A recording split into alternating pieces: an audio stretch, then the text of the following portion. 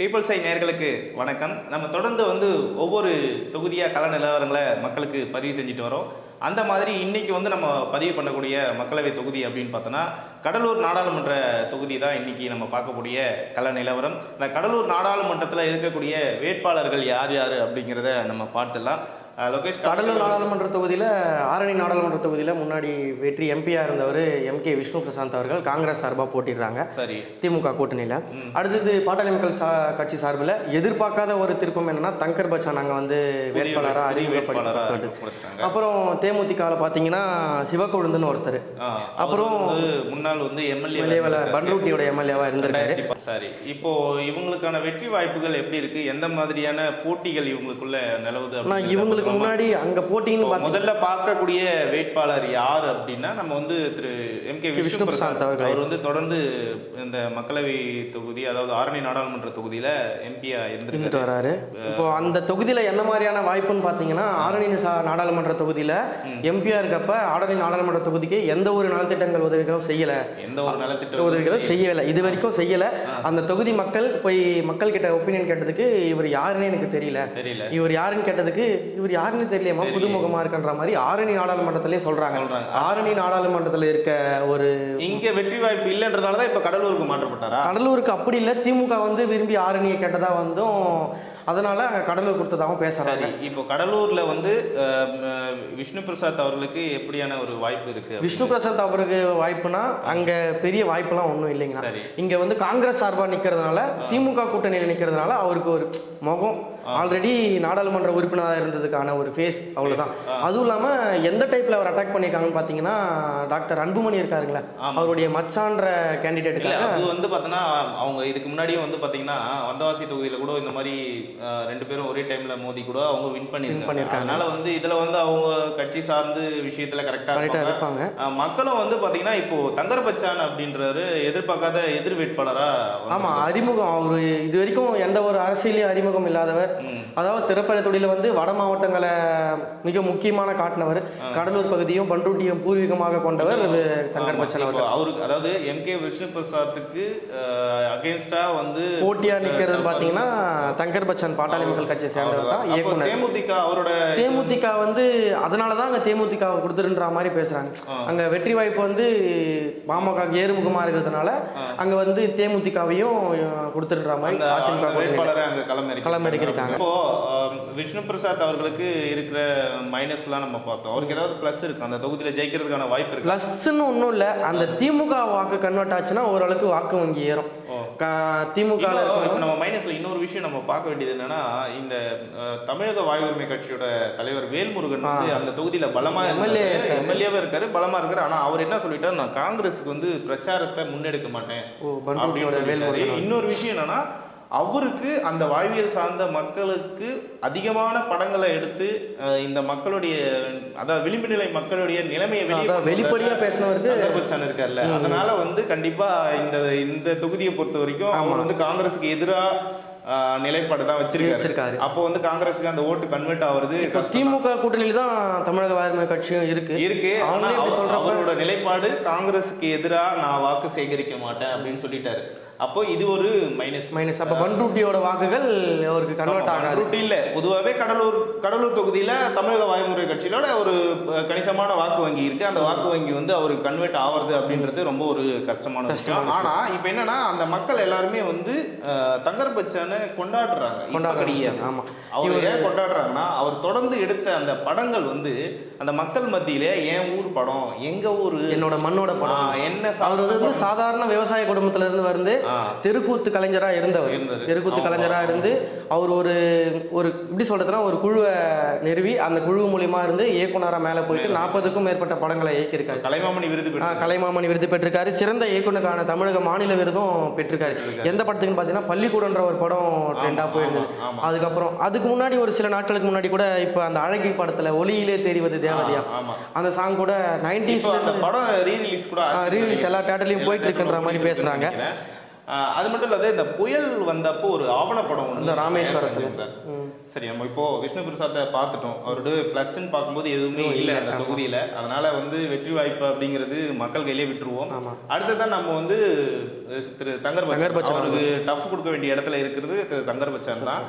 அவரை பற்றி பார்த்தோம் அப்படின்னா அவரு நம்ம இந்த சினிமா துறையில் அந்த மக்களுக்கான வாழ்வியலை படமாக எடுத்து கொடுத்திருக்காரு. கடலூர் மாவட்டம் பண்ருட்டி சுற்றுவட்டார பகுதியை விட தமிழ்நாட்டுக்கே தெரிஞ்ச ஒரு முகம்னா தங்கர் பச்சான். இயக்குனராக இருந்து தமிழகம் ஃபுல்லா உலா வந்தவர். தமிழகம் தாண்டி மக்களுக்கு ஏதோ ஒரு இன்னல் ஏற்படுதுன்னா உடனே குரல் கொடுக்கக்கூடிய இடத்துல இருந்தாரு. ஆனா இவர் வந்து பாட்டாளி மக்கள் கட்சியில ஒரு நாள் பயணிச்சாரா அப்படின்றது இது வரைக்கும் தெரியல. ஆனா மறைமுகமா சப்போர்ட் பண்ற மாதிரி அந்த கட்சி நிர்வாகிகள் சொல்றாங்க. அந்த படங்கள்லாம் பாத்தீங்கன்னா அந்த கொடி வச்சது படங்கள்லாம் அந்த கொடி எல்லாம் காமிச்சு இதுதான் எங்க ஊர்ல சிகப்பு மஞ்சள் பச்சை அந்த மாதிரி நிறைய டைலாக் வச்சு இப்ப அந்த டைலாக் கூட ட்ரெண்ட் ஆயிட்டு இருக்கு. அதெல்லாம் வந்து இவர் அப்பலேருந்தே கொஞ்சம் அந்த ஆதரவு சமூக உணர்வும் அந்த ஆதரவு நிலைப்பாடோடு இருந்தார். இந்த மக்கள் இவரை எப்படி பாக்குறாங்க அப்படிங்கிறது நமக்கு முக்கியம். இந்த கட்சி சார்ந்த வேட்பாளரா இல்லாம ஒரு மக்கள் வேட்பாளராக தான் இப்போ அங்கே களமிறக்கப்படுறாரு. ஏன்னா மண்ணின் மைந்தர். ஆமாம், தொடர்ந்து பாட்டாளி இப்போ நீங்கள் பேசியிருக்க நேரத்தில் இதுவும் ஒரு மைனஸ் தான் விஷ்ணு பிரசாந்த் அவர்களுக்கு. ஆரணி இதுல இருந்து நம்ம கடலூர் போகிறதுக்கு வந்து எங்கேயோ இருக்கு. ஆனால் அங்கே தங்கர் பச்சான் வந்து பண்ருட்டி மாவட்டத்தில் அங்கே பக்கத்துல இருக்கு, சொந்த ஊர் நேட்டிவ். இதில் விஷ்ணு பிரசாந்துக்கு ஒரு பின்னடைவு இருக்கு. அது ஒரு பின்னடைவு இருக்கு.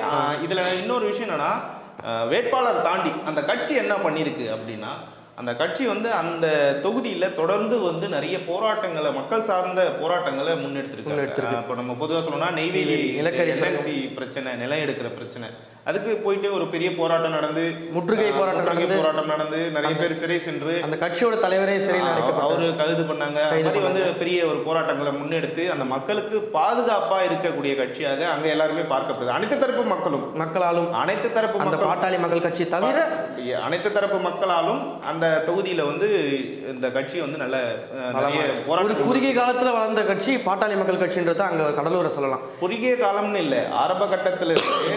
அதாவது முதல் என்எல்சிக்கு நிலம் எடுக்கும்போது கூட போராடி அந்த மக்களுக்கு தனியே இடம் வாங்கி கொடுத்து பட்டா வாங்கி கொடுக்குற வரைக்குமே இவங்க போராடி இருக்காங்க. அதனால கடலூர் மாவட்டத்தை பொறுத்த வரைக்கும் அதிகபட்சமான போராட்டங்களை முன்னெடுத்து அதிகபட்சமாக அந்த மக்களுக்கான விஷயங்களை வந்து கொண்டு போய் கவர்மெண்ட்ல வந்து என்னென்ன தேவைகள் இருக்குது எல்லாத்தையும் பூர்த்தி பண்ணுது அப்படின்னா பாட்டாளி மக்கள் கட்சி தான். இன்னைக்கு தெரியும். இப்போ கடைசியாக கூட இப்போ கொஞ்ச நாளைக்கு முன்னாடி வள்ளலாரோட பன்னாட்டு மையம் நிறுவுவதற்காக அரசு வந்து நிலத்தை வந்து அந்த கையகப்படுத்ததா இருந்தாங்க, பூமி பூஜை அப்பவுமே எதிர்ப்பு தெரிவித்து மிகப்பெரிய ஒரு போராட்டத்தை முன்னெடுத்தாங்க. இது அனைத்து தரப்பு மக்களுக்கான போராட்டங்களை முன்னெடுக்கிறாங்க. இப்போ இன்னொரு விஷயம் என்னன்னா, நம்ம எல்லாரும் பொதுவாக சொல்லுவோம் பாட்டாளி மக்கள் கட்சி வந்து ஒரு வன்னியர்களுக்கான கட்சி அப்படின்ட்டு. ஆனால் அங்கே எல்லா தரப்பு மக்களுமே வந்து அந்த கட்சியை கொண்டாடுறாங்க. அந்த வள்ளலாறு மண் இருக்குன்னு சொன்னீங்களா, வள்ளலார் கோயில் இருக்க பூசாரியே வந்து அன்புமணி அவர்களுக்காக ஆதரவாக ஸ்டேஜில் ஏறி நீங்க மறுபடியும் இங்க தமிழ்நாட்டில் இருக்கணும் அப்படின்ற மாதிரி எல்லாரும் எதிர்பார்த்தது. அன்புமணி அவர்களே அந்த தொகுதியில நிற்பார் அப்படின்னு அடிச்சதுன்னு பார்த்தோன்னா, இப்போ இதுல இன்னொரு நமக்கு அவரு இதுல வந்து பாத்தீங்கன்னா அந்த வேட்பாளருக்கு இன்னும் நிறைய பிளஸ் பாயிண்ட்ஸ்லாம் இந்த தொகுதியில இருக்கிறதுனால ஸோ இவரை வந்து போட்டிருக்காங்க. ஆனால் இது வந்து பார்த்தீங்கன்னா எந்த கட்சியிலுமே நடக்காத ஒரு விஷயம்னா யாரும் எதிர்பார்க்காத விஷயம், விஷயம். இப்போ அதாவது எப்படி சொல்றது, ஒரு இவ்வளோ நாளாக இந்த மண்ணுக்காக குரல் கொடுத்தவர் அவருக்கு சீட்டு கொடுப்போம் அப்படின்ற மாதிரி கொடுத்துருக்கு. கட்சியில் இருந்தாலும் சீட்டு கொடுக்கணும். ஒரு என்னோட பையன் சொல்லி இப்போ விஷ்ணு பிரசாத் இருக்காரு, கிருஷ்ணசாமியோட பையன், அந்த ஒரு காரணத்தினாலே காங்கிரஸ்ல வந்தாரு, அவருக்கு வந்து சீட்டு கொடுக்குறாங்க. அது மாதிரி வந்து என்னோட பையன் என்னோட வாரிசுலாம் இல்லாம அந்த தொகுதியில இவர் வந்து அறியப்பட்ட முகமா இருக்கு, அறியப்பட்ட முகம். அவரும் அதே மாதிரி சொல்றாரு, இந்த மக்களுக்காக நான் குரல் கொடுப்பேன், தொடர்ந்து குரல் கொடுப்பேன். அவரை பத்தி ஒரு தகவலும் அந்த வேட்பாளர் லிஸ்ட் அறிவிச்ச அப்புறம் வந்தது. இவரை கேட்காமலே வேட்பாளர் அறிவிச்சாங்க அப்படின்னு சொல்லி அவர் தக்க பதிலடி வந்து கொடுத்து உடனே சொல்லியிருந்தாரு, இது வந்து தவறான தகவல், இந்த மக்களுக்காக இந்த மண்ணுக்காக நான் போராடுவேன் கண்டிப்பா இருக்காரு. நம்ம ஏற்கனவே இருந்த தொகுதியில இருந்து ஒரு நாடாளுமன்ற உறுப்பினரா, ஏன்னா ஜெயிச்சிட்டு இருக்காரு, அவர் இங்கே நிக்க வைக்கலாம்ல, அப்புறம் அங்க கடலூர்ல கொண்டு போய் நிக்க வைக்கணும் அப்படின்ற பேச்சு விஷ்ணு பிரசாந்த் அவர் தான் இங்க எதுவுமே செய்யறது தானே. அந்த தொகுதியில ஆரணி வேட்பாளர் இல்லாத காரணத்தால காங்கிரஸ் தொடர்ந்து இந்த ஆரணி நாடாளுமன்ற தொகுதியில அவங்க வச்ச முதல் கோரிக்கை எங்களுக்கு பட்டு பூங்கா வேணும் அப்படின்னு சொல்லி தொடர்ந்து கோரிக்கைகளை முன் வச்சாங்க. அதுவும் இல்லாத இந்த மேல்மா சிப்காடுக்கு அப்போ இடம் எடுக்கும்போது அவரோட பங்கு இதுல எதுவும் அவர் இங்க இல்லவே இல்லை. ஒரு எம்பியா ஒரு நாடாளுமன்ற உறுப்பினர் கொடுக்கவே இல்லை. அப்படி இருக்கும்போது இந்த இடத்துல வெற்றி வாய்ப்புன்றது அவங்க கூட்டணி கட்சியில் இருக்க திமுக கூட அந்த இடத்துல வந்து குரல் கொடுக்கல அப்படின்றப்போ இதனாலதான் தொகுதியை மாத்துறாங்க. இப்போ நல்லா கேட்டுங்க, மக்கள் கருத்தையும் நம்ம பார்த்துட்டோம், நம்மளோட கருத்தையும் நம்ம வந்து வெளிப்படையாக வைக்கிறோம். அதையும் தாண்டி பொதுவாக வந்து நம்ம எல்லாருக்குமே தெரிஞ்சு போச்சு ஒரு விஷயம். என்ன தெரிஞ்சிச்சு அப்படின்னா, அந்த தொகுதியில் பாட்டாளி மக்கள் கட்சி வேட்பாளர் தான் வின் பண்ண போறாரு, வெற்றி அடைய போறாரு. மக்கள் தீர்ப்பே மகேசன் தீர்ப்புன்ற மாதிரி அந்த தொகுதியில் அவர் தான் வெற்றி அடைய போறாருன்னு தெரிஞ்சு இந்த தொகுதியை திமுக நேகா காங்கிரஸ் கிட்ட தள்ளி கொடுத்துட்டாங்க. அதே மாதிரி அதிமுகவும் தேமுதிகவும் என்ன பண்றாங்க, தேமுதிக விட இது பண்ணிடுறாங்க. ஏன்னா இதுக்கு முன்னாடி திமுகவில் தான் எம்பியா இருந்தாரு. அவர் வந்து இப்போ ஒரு கேஸ்ல உள்ள போயிட்டு இப்போ கொலை முயற்சி வழக்குல உள்ள போயிட்டு வெளில வந்தாரு. அதனால கூட திமுக கொடுத்துருக்கலாம்னு சொல்லலாம். ஆனா அந்த இடத்துல முக்கியமான திமுக நிர்வாகிகள் இருக்காங்க. கடலூர் மாவட்டத்தில் இப்போ எம்ஆர்கே பன்னீர்செல்வம் இருக்காங்க. அவருக்கெல்லாம் வந்து நிறைய பேருக்கு இருக்கு வாய்ப்பு இருக்கு. ஆனா அவங்களுக்கே தெரிஞ்சு போச்சு இதுல அவங்களுடைய பின்னடைவை காட்டுதுன்னு நீங்க சொல்றீங்க. ஆமா, அதோட பின்னடைவு தானே இது. நீங்க வேட்பாளரை எங்கிருந்தோ கூட்டு வந்து இங்க வைக்கிறது அதோட பின்னடைவு தான் எல்லாருக்குமே தெரியுது. அதனால இந்த தொகுதியோட வெற்றி வாய்ப்பு அதிகமா இருக்கிறது தங்கர் பச்சான் அவர்களுக்கு தான் அப்படின்ற மாதிரி நமக்கும் தெரிய வந்திருக்கு. இது வந்து மக்கள் இன்னும் இருக்கிற மன ஓட்டத்துக்கு எந்த அளவுக்கு வாக்கு வித்தியாசத்தில் ஜெயிப்பார் அப்படிங்கிறது தேர்தல் முடிவில் நம்ம எல்லாரும் கடைசி நேரத்தில் வாக்குப்பதிவு முடிஞ்ச அப்புறம் தான் இன்னைக்கு தெரியும். ஆனால் இந்த தொகுதியை பொறுத்தவரைக்கும் அவர் ஒரு மிகப்பெரிய ஒரு வெற்றி அடைவதற்கான வாய்ப்புகள் அதிகம் இருக்கு. கள நிலவரம் இதுதான் இப்போதைக்கு.